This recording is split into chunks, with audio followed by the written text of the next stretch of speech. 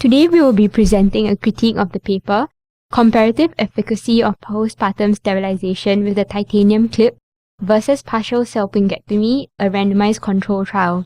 This paper was published in the British Journal of Obstetrics and Gynecology in 2012. We will be going through the following during this presentation. In the paper that we are critiquing, the research question was, what is the efficacy of the titanium clip approach versus the Pomeroy method approach in women undergoing postpartum sterilization over a 24-month period? Postpartum sterilization is defined as sterilization within 72 hours post-vaginal delivery.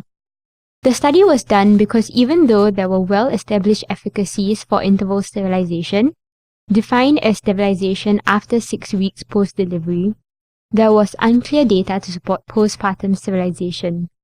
With pregnancy-induced edema and enlargement of fallopian tubes, the efficacy of titanium clips could be potentially different postpartum versus interval sterilization.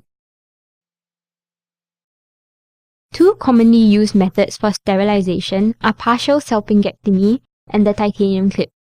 Partial salpingectomy is used in postpartum sterilization, while the titanium clip is used in interval sterilization. Partial salpingectomy involves tying a segment of tube and removing it.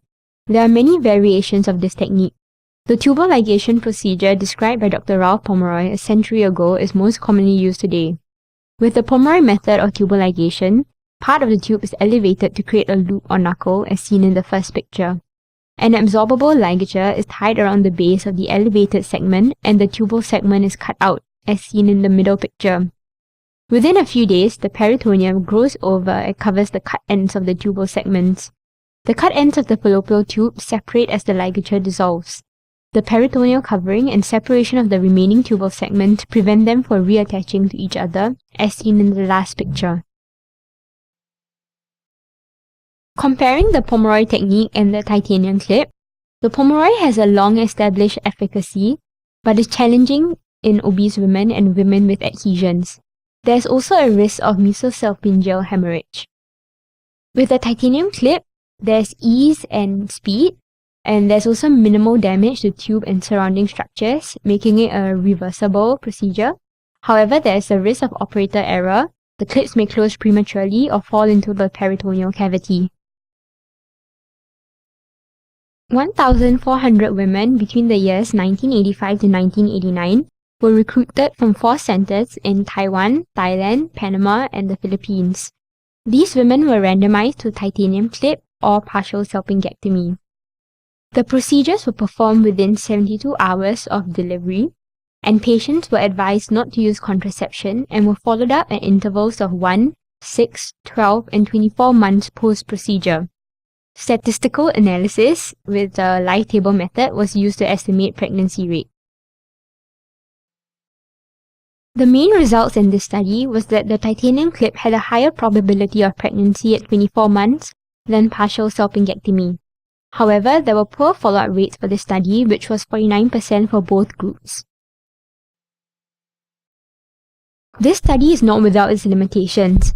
Firstly, the trial was performed in the 1980s when research standards were lower. This affected the accuracy of the data collected. Next, the study centers were located in the developing world, and so generalizability of findings to current practice is questionable. As previously mentioned,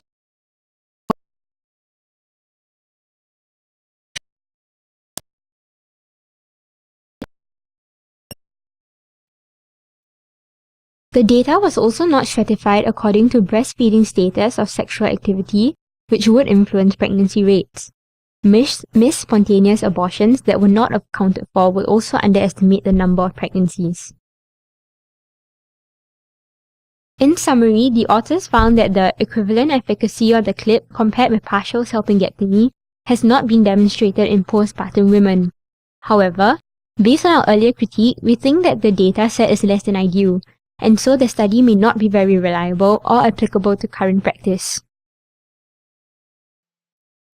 The study could have been improved by having a larger sample size, tracing subjects who were lost to follow-up, having a longer follow-up period, and during the follow-ups, giving out questionnaires to get information on breastfeeding status, frequency of sexual activity, usage of contraception, and also to assess patients for any spontaneous abortions that could have happened between follow-ups, which will lend to better data stratification. We have come to the end of our presentation. Thank you.